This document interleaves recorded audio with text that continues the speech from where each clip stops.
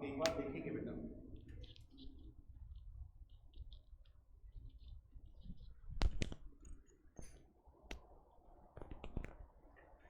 तो second section हमारे पास जो आता है वो that is fill in the blanks. Fill in the blanks की अगर मैं बात करूं तो उसमें हम 2-3 बड़ी गलतियां करते हैं।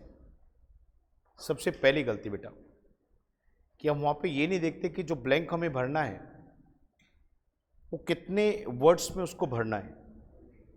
ये मैं उन लोगों के लिए बता रहा हूं जिन्होंने पहले रीडिंग को कभी देखा नहीं है, एल्स की रीडिंग को। तो आपको जब भी कभी फिल इन द ब्लैंक्स का आपको मिलेगा क्वेश्चन, तो उसमें आपको सीधा सीधा मिलेगा ऊपर कि choose one word only from the passage. ये बड़े ध्यान से देखना सर, फ्रॉम द पैसेज। दो बातें बड़ी इंपॉर्टेंट है यहां पर।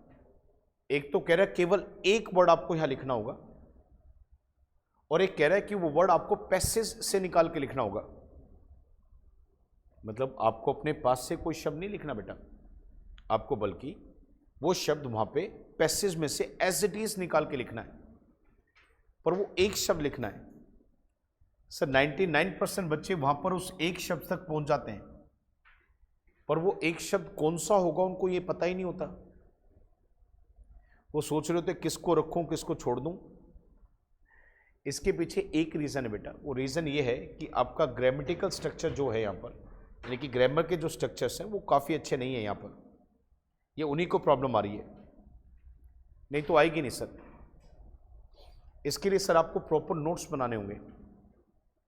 सर मैं एक एक करके आप लोगों को नोट्स बनवाता हूँ, पर इसमें एक चीज़ और बताऊंगा नोट्स बनवाने से पहले।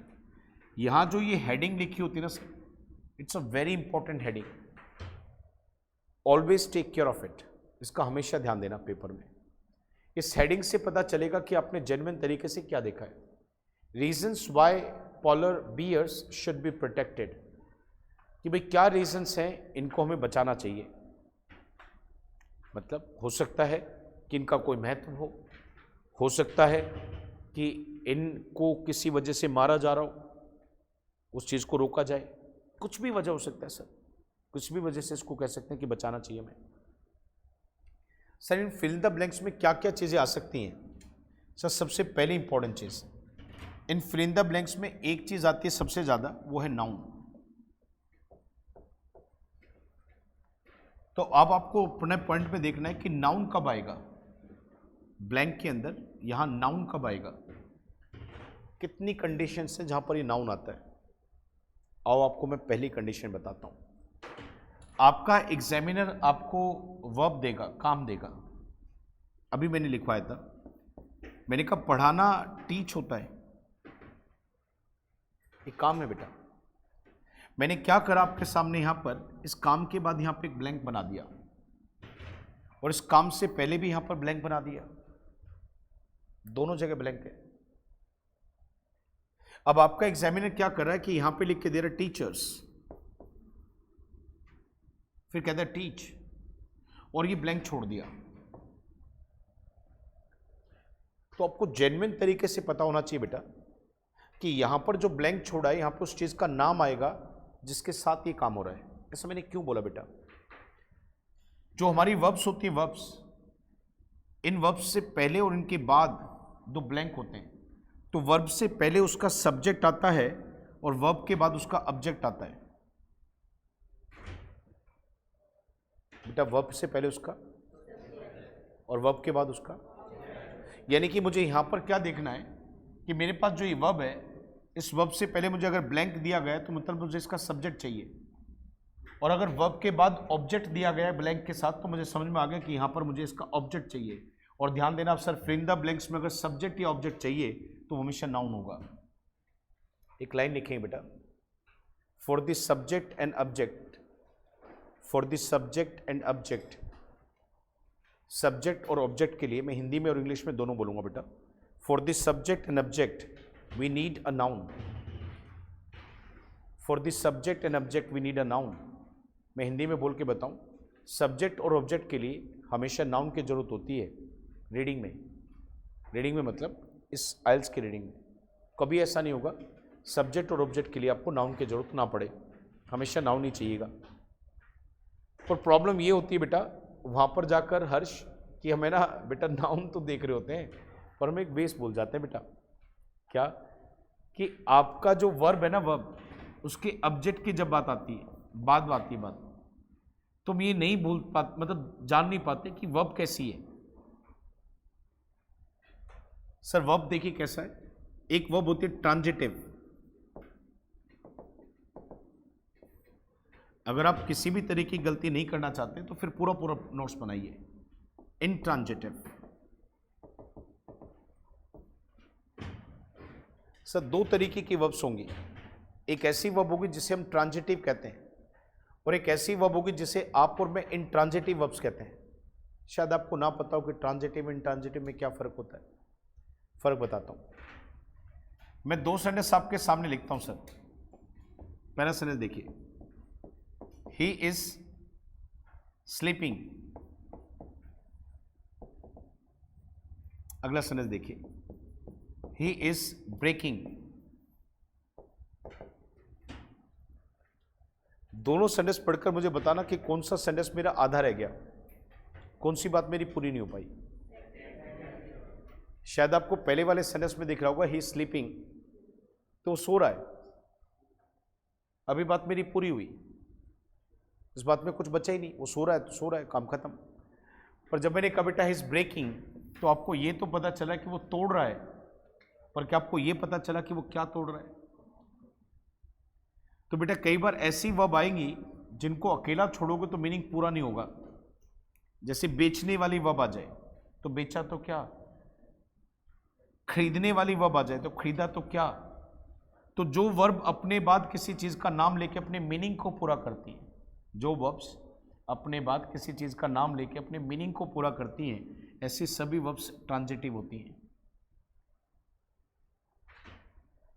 तो आप जब एग्जाम में जाएंगे वहां पर और आपको अगर ऑब्जेक्ट की जगह वर्ड पूछा है तो ध्यान देना बेटा वहां ट्रांजिटिव वर्ब मिलेगी। सर मैंने इतना क्यों जोड़ दे के बोला, जब वहां पे हमेशा ट्रांजिटिव ही वर्ब मिलती है तो क्यों जोड़ दिया। सर इसलिए जोड़ दिया, हम ये तो देख लेते हैं कि इसके बाद हमें चीज़ का नाम लेके आना है, पर ध्यान से देखना चाहिए वो जो ऑब्जेक्ट में चीज़ आ रही है ना, ऑब्जेक्ट ये वो चीज़ है जिसके ऊपर इसका प्रभाव पड़ रहा है। जैसे मान लो यहां पर मैं यहां पे एक वर्ड लिखता हूं बेटा अ चेयर, तो मुझे बताइए टूट क्या रहा है। सर आपको वो वर्ड अब पता चल जाए कौन सा लेके आना है। वहां जब वो कहेगा ना वन वर्ड ओनली, तो ये तो अ चेयर दो चीज आ गई, एक तो आ गया और एक चेयर आ गया। तो उसने ये नहीं पूछा कि, उसने कहा एक वर्ड, तो एक वर्ड में तो आर्टिकल ए एक, चेयर दो, हाँ है ना, एवरीबडी यस नो।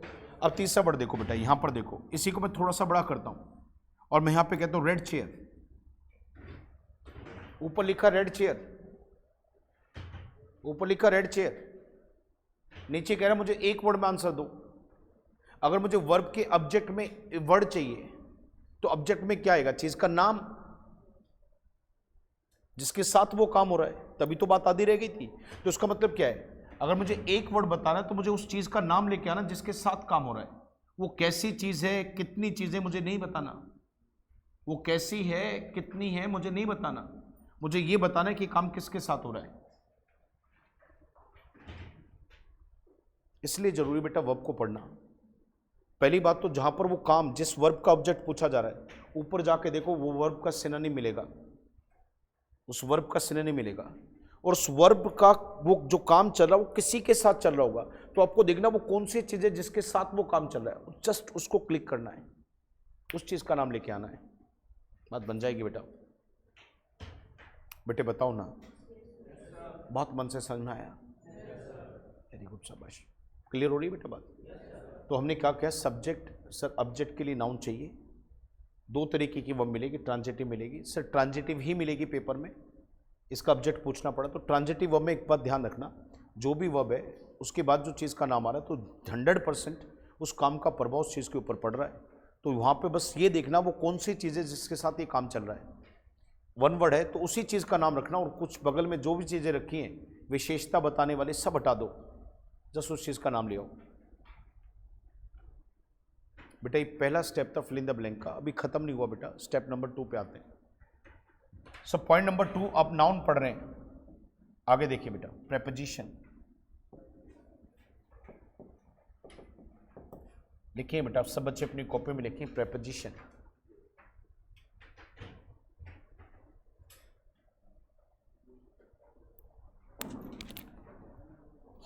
सब प्रेपोजिशंस क्या होती हैं?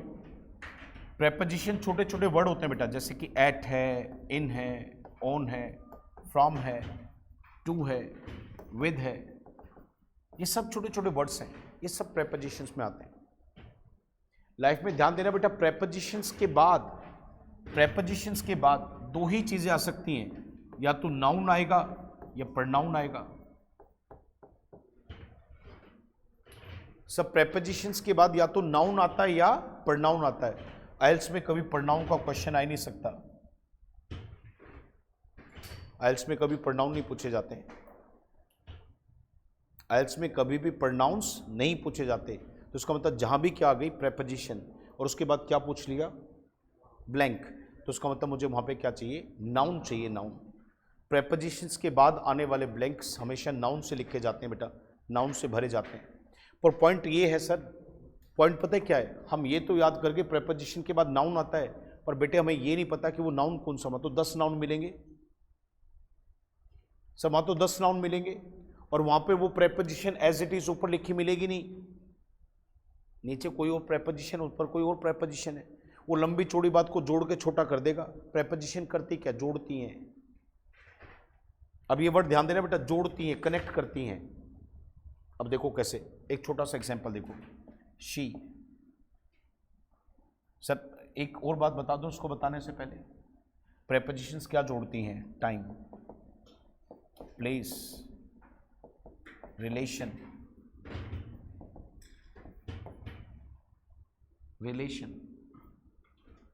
सर ये 3 वर्ड देखो, प्लेस, टाइम, रिलेशन। आप देखना बड़े ध्यान से, आपको अधिकतर पॉइंट इससे भी मिल जाएंगे। और बेटे फिर छोटी छोटी बातें वे कई सारी हो जाएंगी। मेन मुख्यतः ये काम करती हैं, मेन काम ये है प्रेपोजिशंस के। या तो रिलेशन बनाने के लिए आएगा, रिलेशन में क्या होगा बेटा, उसके इफेक्ट्स होंगे, इफेक्ट्स, प्रभाव,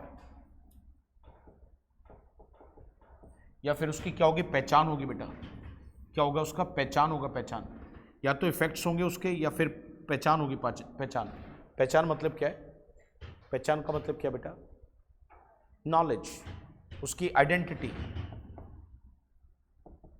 उसका नॉलेज मिलता होगा आपको वहां से, उसके प्रभाव दिखते होंगे, उसकी नॉलेज मिलती होगी। ये प्रेपोजिशंस करती हैं। प्रेपोजिशंस के बाद बेटा ब्लैंक आ गया पेपर में, तो नाउन चाहिए, नाउन। और बेटा मैं दिखाता हूं एक सेंटेंस, जैसे मैंने कहा ही वेंट टू। अब देखो बेटा, जाना एक काम है, आपको एक पॉइंट देखना है सर, टू लगा के छोड़ दिया, कौन गया पता चल रहा है, वो गया, टू लगा के जगह छोड़ दी। इसका मतलब क्या है, मैं समझ गया, क्या समझ गया मैं, कि मुझे यहां पर वो प्लेस चाहिए, नाउन तो चाहिए, पर नाउन प्रेपोजिशन के बाद है तो क्या होगा, आपको पहले से पता है। प्रेपोजिशन के बाद ब्लैंक है तो टाइम और प्लेस सबसे ज्यादा ही मिलेंगे बेटा। फिर आपको मिलेगा रिलेशन, सबसे ज्यादा मिलेंगे, कभी भी देख लेना सर। नाउन दूसरा यहां आता है। तीसरा पॉइंट आप बड़े ध्यान से देखना, the next one. Sir next one क्या देना, सर ये मिलेंगे सब सब्जेक्ट ऑब्जेक्ट की जगह। सर ये जितने भी नाउन आपको मैं बता रहा हूं, ये सारे के नाउन कहां मिलेंगे, या तो सब्जेक्ट की जगह मिलेंगे या फिर ऑब्जेक्ट की जगह मिलेंगे।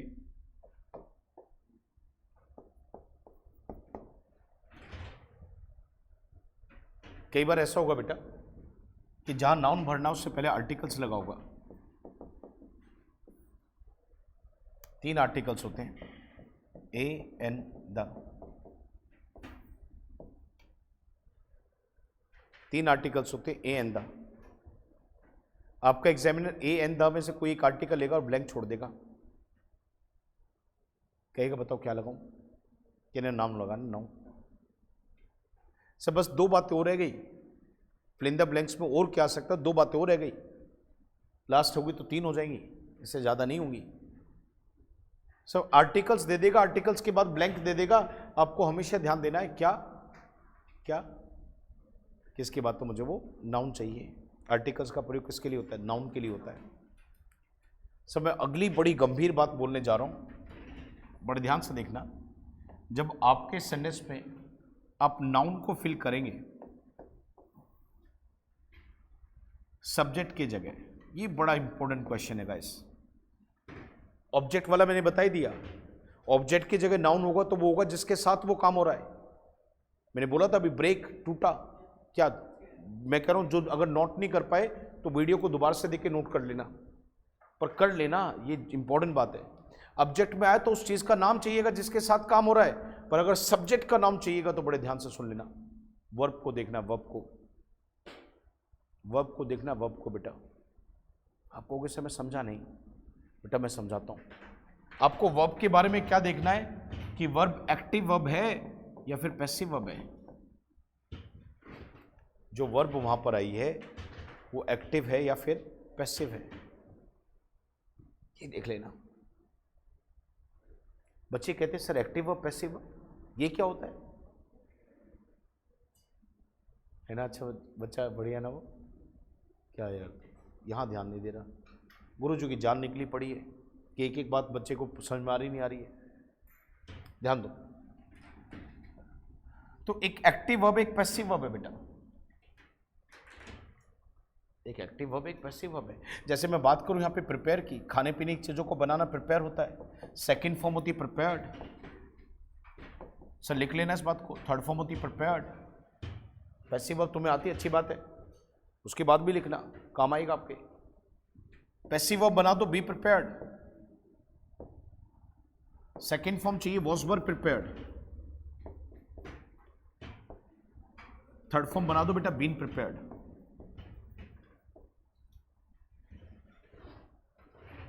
पैसिव वर्ब्स हमेशा ध्यान रखना होती नहीं, बनाई जाती हैं। पैसिव वर्ब्स बेटा बनाई जाती हैं। उसमें कैसे पहचान होगी? वहां पे बी लगा होगा, बी को दूसरे तरीके से लिखते हैं इज़ेमार।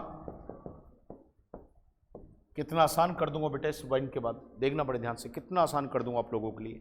बी को इज़ेमार कहते हैं, is am are prepared, was were prepared, been prepared, ये पैसिव वर्ब होगी और ये एक्टिव होगी। आपको क्या मिलेगा? आपका सेंटेंस ऐसे मिलेगा, डैश प्रिपेयर्ड, आपको डैश वॉज प्रिपेयर्ड। बेटा जी मुझे बताओ कौन से सेंटेंस में एक्टिव वर्ब और कौन से में पैसिव है? इसमें कैसी है? इसमें कैसी है? हुई ना बात समझ? सर ध्यान देना, अगर एक्टिव वर्ब के पहले ब्लैंक है तो यहां पे इसका डूअर आएगा। जो भी नाउन होगा वो उसका डूअर होगा, डूअर। तभी ठीक नहीं है? हाँ ठीक है। अगर वर्ब एक्टिव आ गई तो उससे पहले जो ब्लैंक आएगा उसका डूअर होगा। बात समझ में आ रही है बेटा? हमें यहाँ पे प्रिपेयर टी है, इससे पहले ब्लैंक है, तो मुझे देखना कि इसको बनाने वाला कौन? डूअर का मतलब करने वाला। अगर वर्ब एक्टिव है तो उसके जस्ट पहले जो ब्लैंक है उसमें हमेशा उस काम का करने वाला चाहिए। हमें जो भी काम वहाँ पे लिखा उसका करने वाला चाहिए, करने वाला। उसको करता कौन है? जो उसका डूअर वो यहाँ चाहिए हमें। समझ में आ रही बेटे बात? सच्ची सच्ची बहुत बड़ी। अगर वर्ब कैसी है तो ध्यान देना बेटा, यहाँ पे कभी डूअर नहीं होगा, यहां पे वो होगा जिसके साथ काम हो रहा है। लिख लेना बेटा, पैसिव वर्ब से पहले यहां वो होगा जिसके साथ काम हो रहा है। पैसिव वर्ब अगर होगी तो उसके जस्ट पहले वाले ब्लैंक में हमें उसका नाम लिखना जिसके साथ वो काम हो रहा है, जो कर नहीं रहा, जिसके साथ वो काम हो रहा है। पैसिव वर्ब होगी ब्लैंक में, पैसिव वर्ब से का सब्जेक्ट पूछ रहा होगा तो आगे उसका नाम लिखना जिसके साथ वो काम हो रहा है। अब मुझे बताइए ये पैसिव वर्ब है तो मुझे इससे पहले यहाँ पे क्या लिखना चाहिए? शी या टी? शी को बनाएगा, टी को बनाएगा? हाँ पैसिव वर्ब है तो उसका मतलब आगे उस चीज़ का नाम आएगा जो बनाने वाला हो, जो जिसके साथ काम हुआ है। ये ब्लैंक का ध्यान रख लेना बेटा। बेटे यहाँ तक समझ में आ गया? अच्छे से आ गया बेटा?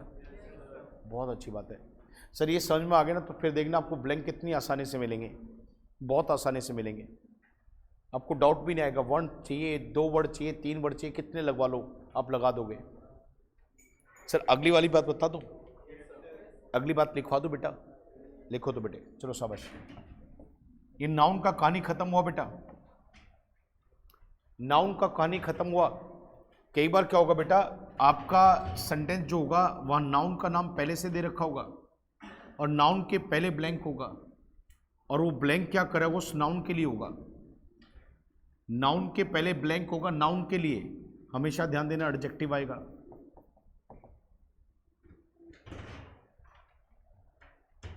बेचना होता सेल, सेकंड फॉर्म होता sold, Amit sold, dash dash, और फिर यहां पे लिखा कार, यहां पे देखिए क्या लिखा है, हिज ओल्ड कार।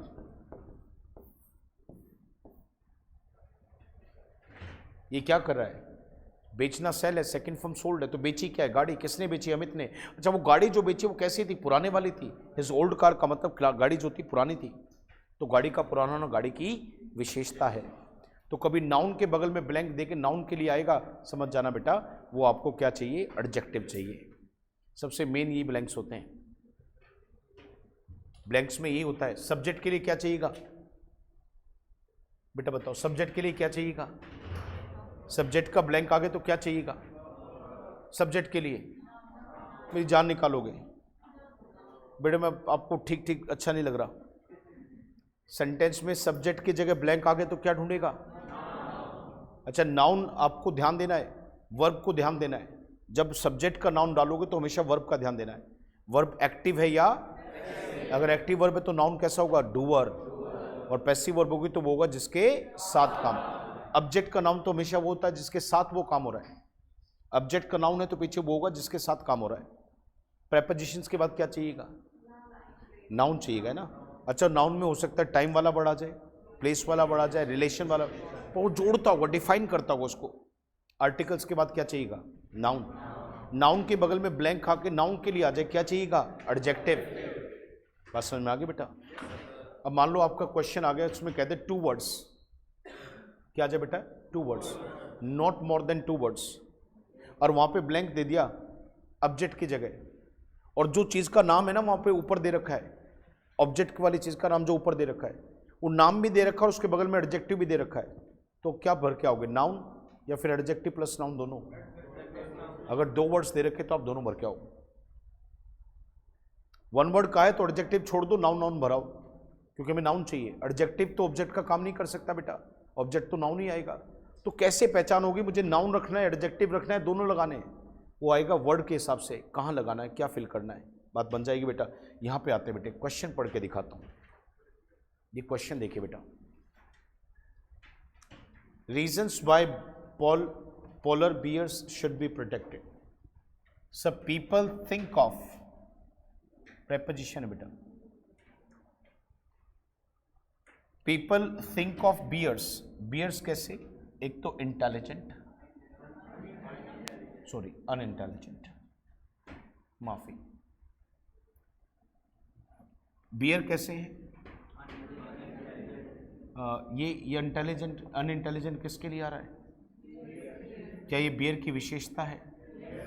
एंड आ गया, ब्लैंक आ गया, सर एंड आ गया, ब्लैंक आ गया। एक बात लिखवा दूं, रहेगी लिखवानी, लिखवा दूं, जहां भी क्या जाए उसके पहले या उसके बाद क्या जाए, या तो ब्लैंक आएगा पहले, या ब्लैंक आएगा, फिर से जाओ, या तो ब्लैंक आएगा या ब्लैंक आएगा, एक तो दिया होगा। अगर मान लो यहाँ पे क्या दे दिया तो यहाँ भी क्या आएगा, यहाँ क्या दे दिया तो यहाँ भी क्या आएगा, यहाँ क्या दे दी तो यहाँ भी क्या आएगा। ये बात कभी मत भूलना पेपर में।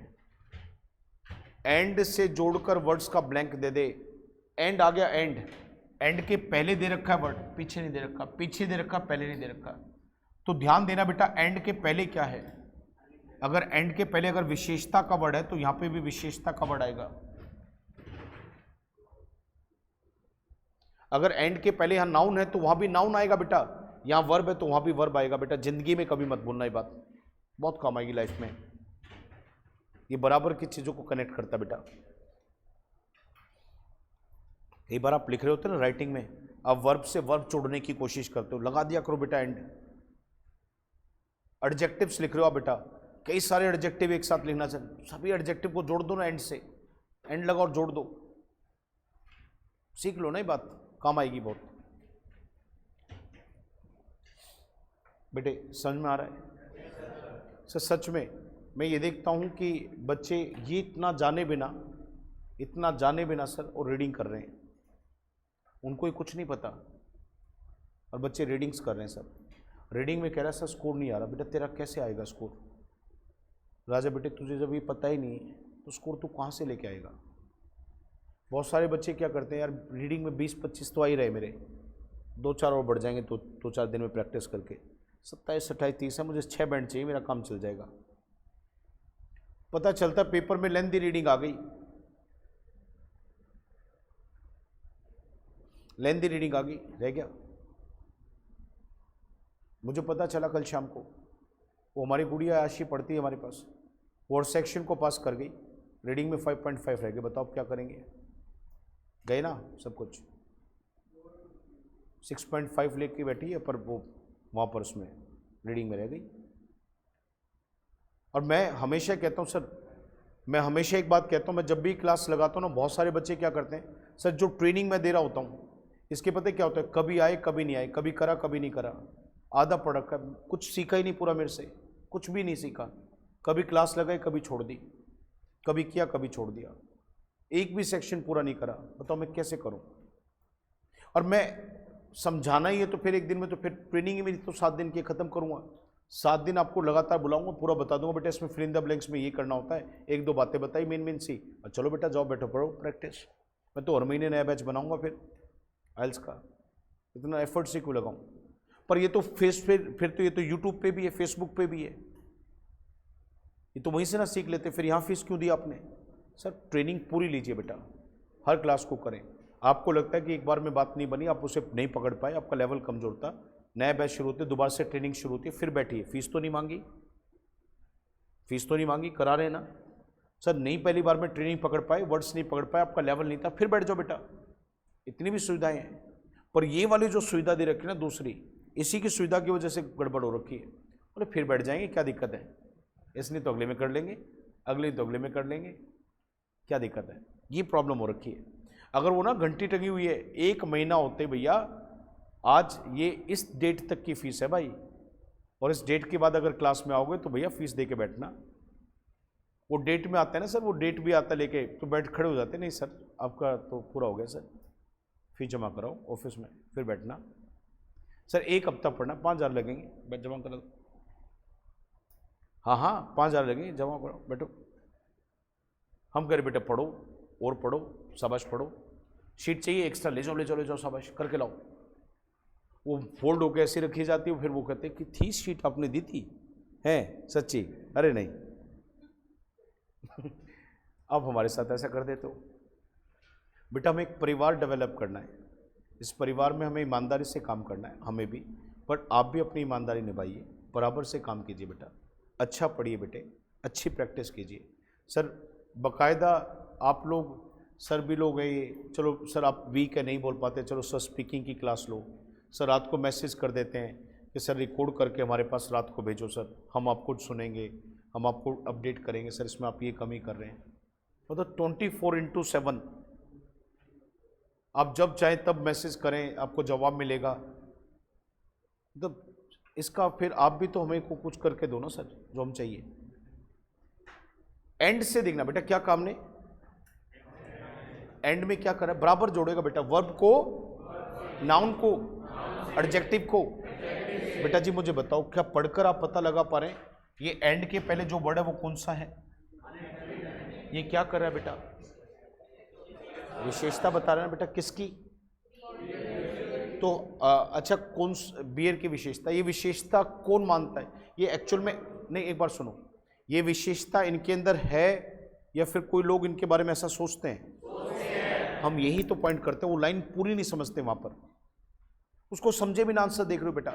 रुको बेटे, पेशेंस रखो, ध्यान से देखो, ये बियर्स के बारे में जो ये विशेषता बताई जा रही ना, ऐसा लोगों की सोच है कि मानता कौन है, ऐसा लोग मानते हैं कि वो क्या होते हैं, अनइंटेलिजेंट। पर वो एक और मानते हैं इनको, एक तो अनइंटेलिजेंट मानते हैं इनको और एक और मानते हैं। अब ये क्या मानते हैं उसको देखने के लिए हम सर ऊपर चलते हैं। सर कहाँ पे है बताएंगे थोड़ा सा? बेटा जी मैं ऐसे तो कैसे देखूं गुड़िया, ये रहा, ये वाले ना सर, कैसे इसको पॉइंट करेंगे बेटा, ध्यान देना प्लीज सर। बिल्कुल बिल्कुल सर, मैं जाऊंगा वहाँ, पर अब सर जहाँ पढ़ना है तो फिर एक बार पूरा पढ़ के देखेंगे sir. The medical benefits of the polar bears for humanity certainly have their importance in our conservation efforts, but these, sir conservation का मतलब प्रोटेक्ट है, जैसे नीचे लिखा था ना प्रोटेक्ट, तो जिनको नहीं पता था बेटा वो यहाँ पे इसका सिनोनिम लिख लो अपनी कॉपी में। कंजर्वेशन प्रोटेक्ट दोनों का मतलब सेम है बेटा। प्रोटेक्ट का मतलब बचाना होता है, कंजर्वेशन का मतलब बचाना होता है, कंजर्व का मतलब भी बचाना होता है, सेव माने भी बचाना होता है, प्रिजर्व माने भी बचाना होता है बेटा। ये सब बचाने के लिए आते हैं। जहाँ जो रीडिंग में ना जो क्वेश्चन है बेटा, उनमें जो एक्सप्लेनेशन है उनके सिनोनिम्स आने चाहिए। हर जगह के सिनोनिम मत पढ़ो, उनके सिनोनिम पढ़ो, मोर देन इनफ है, वो पढ़ो बस। Efforts but this should not be the only factors taken into consideration. Sir consideration का मतलब ये मानना होता है बेटा, मानकर चलना होता है। वी टेंड टू, जब नेचर दिखाते हैं, टेंड टू से आदमी का नेचर दिखाते हैं, मैंने ऐसे राइटिंग में इसने सिखाया आप लोगों को। We tend to want to protect animals, हम एनिमल्स को प्रोटेक्ट करना चाहते हैं। वी थिंक, हम मानते हैं कि एनिमल्स जो हैं are intelligent and possess emotions. ये मतलब हमारी जो सोच है वो क्या सोच है कि जो वो हैं एनिमल्स जो हैं वो इंटेलिजेंट है। बच्चा यहीं पे दिक्कत आ जाता है, वो कह रहा है सर वो तो इंटेलिजेंट कह रहा था। सर इसने ध्यान से देखो, इनको एनिमल्स को कहा है और क्वेश्चन आपका पोलर बियर्स को लेकर था। तो एनिमल्स कैसे इंटेलिजेंट हैं, और पोजेस का मतलब पढ़ाया था बेटा मैंने तुम्हें word, have got, possess, on, ये सब का मतलब होना होता है। Possess emotions such as elephants और प्राइमेट्स जो भी हैं। Bears on the other hand, sir ये अगला वर्ड है इंपॉर्टेंट रीडिंग के अंदर, on the other hand. Sir जब भी कभी ऑन द अदर हैंड आ जाए तो इसका मतलब क्या, जो पहली बात कही है ये इसके बिल्कुल विपरीत बात होगी। ये कनेक्टर है बेटा रीडिंग का।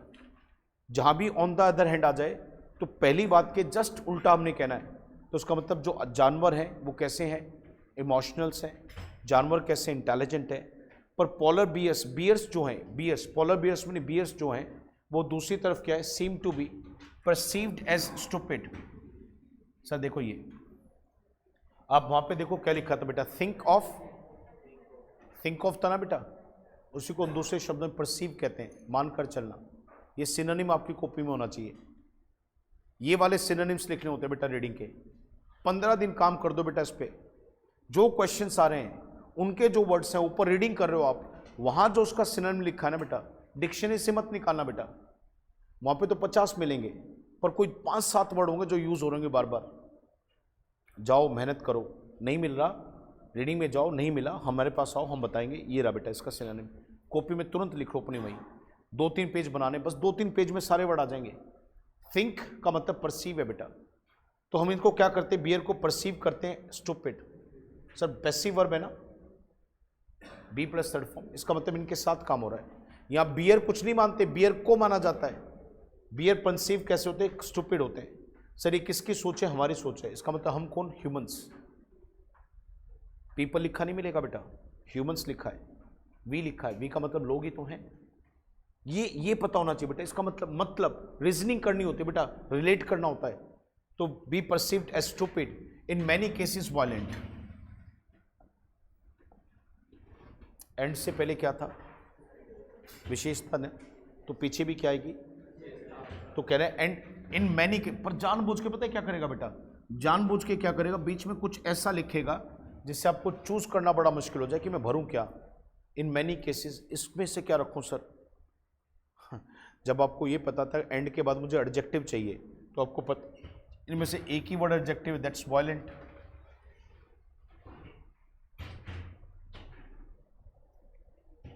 नहीं आया बेटा समझ में, सच में बेटा कुछ नॉलेज बढ़ी तुम्हारी, ये बहुत अच्छी बात है। नॉलेज बढ़नी चाहिए, हर क्लास के साथ कुछ आप में डेवलप होना चाहिए, ये बहुत इंपॉर्टेंट है। बेटे अगले वाला क्वेश्चन पढ़ना बेटा। बेटा मैं चलो यहाँ से लिंक करवा दूंगा तो समझाना भी तो पड़ेगा ना।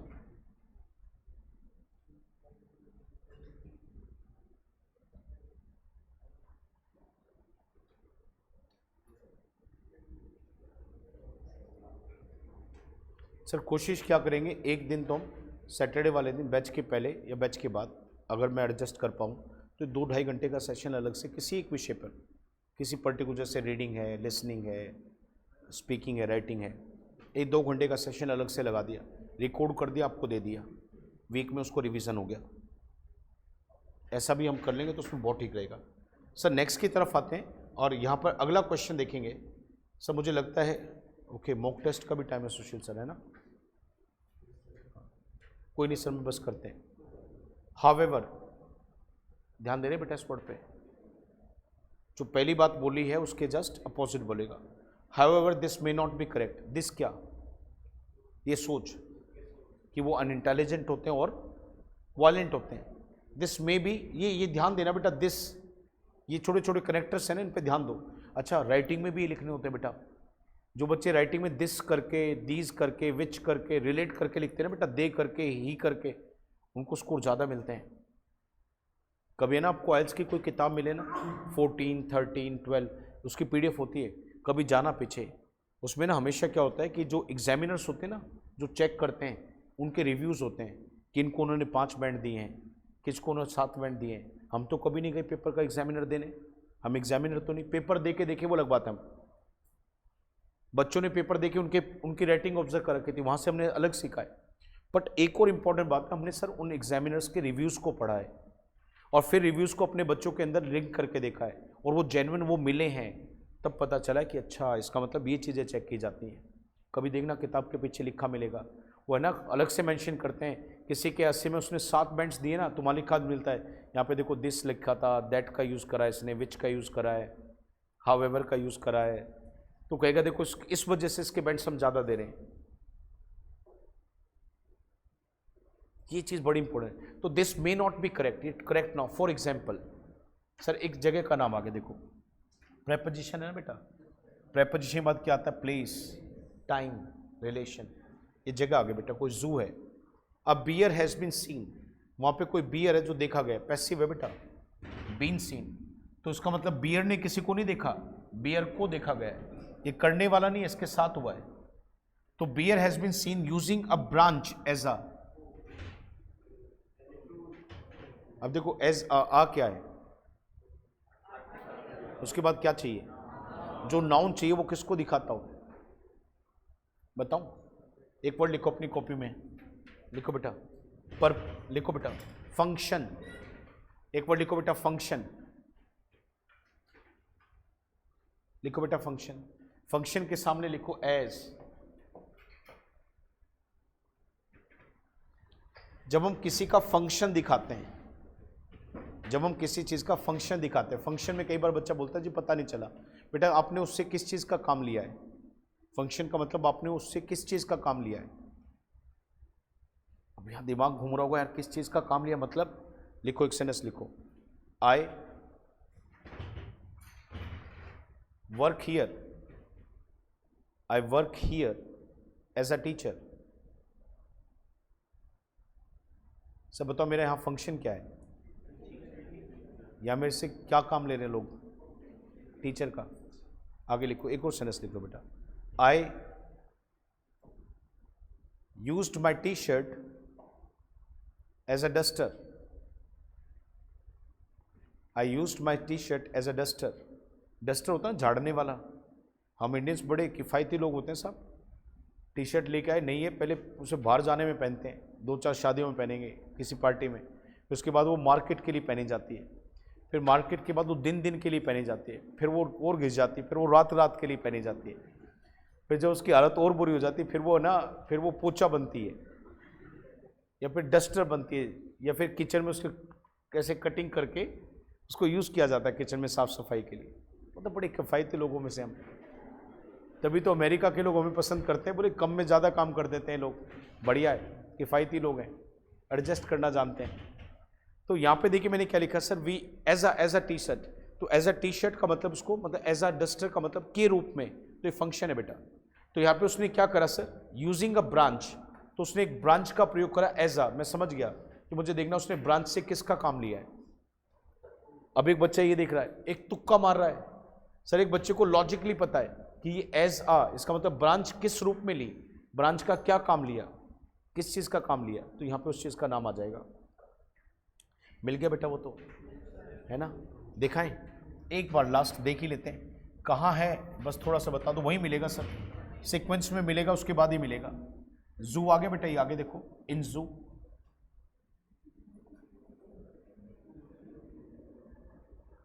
वहां पे कोई मेल बियर है जिसका नाम है ये Gogo, has even been observed. Sir देखो सीन जो था ना, सीन जो सीन वर्ड था वो ऑब्जर्व लिखा है, ये सिनोनिम लिखने बेटा, जो सेंटेंस में एक्सप्लेन करने के लिए वर्ड है ना उसके सिनोनिम अपनी कॉपी में बनाओ। सीन को ऑब्जर्व का यहां पे लिखाएगा, दूसरा बता रहा हूं और कौन सा आता है, नोटिस, तीसरा और लिख लो बेटा विटनेस, बस चार पांच ही आते हैं main. Seen, observed, noticed, witnessed. आगे देखिए क्या कहता है, making use of a tool.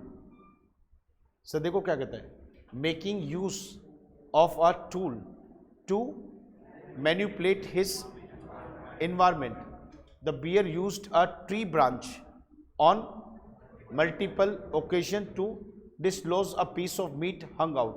अब देखा वहां पर उसने क्या करा ये चीज आपको सीखनी होती है, उसने ब्रांच का नाम नीचे लिया, बच्चा वहां पे पता है क्या करा होता है, वो ब्रांच एज मिलेगा, वो पहले दिमाग लेके चलता है branch as a, branch as a, फिर वो देख रहा होता है ब्रांच एज अ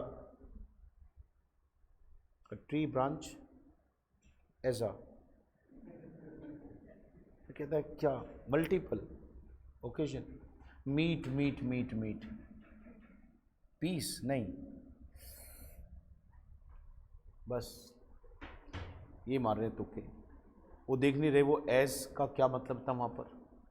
सर उसने देखिए यहाँ पर क्या किया, ऑब्जर्व किया गया, सीन किया गया, मेकिंग यूज ऑफ, देखो सर ये प्रयोग कर रहा है, तो उसने क्या करा था, यूज किया था, तो उसने लिखा जब यूज ऑफ किसका बेटा, एक टूल का, क्या करने के लिए, मैनिपुलेट, और फिर इसी मैनिपुलेट का आगे एक्सप्लेन कर रखा है क्या, the bear used a tree branch, तो फिर उसने क्या करा, ब्रांच को यूज करा, है ना, तो इसका मतलब उसने ब्रांच को यूज करा टूल की तरह, और टूल से काम ले रहा है। जैसे टर्म देखो क्या कह रहा है, पीस ऑफ मीट, कैसे, पीस ऑफ मीट, तो branch on multiple occasions to disclose a piece of meat hung out of his reach, तो उसका मतलब क्या है, जो उससे दूर था तो उसने क्या करा, उससे दूरी थी उसकी मीट की, तो उसने ब्रांच से क्या करा, उस मीट को डिस्क्लोज कर दिया, गिरा दिया, तो उसने उसका प्रयोग किया ना। और जब हम किसी चीज का प्रयोग करते हैं कोई काम करने के लिए तो वो टूल होता है, तो उसका मतलब उसने टूल किसको बनाया, ब्रांच को।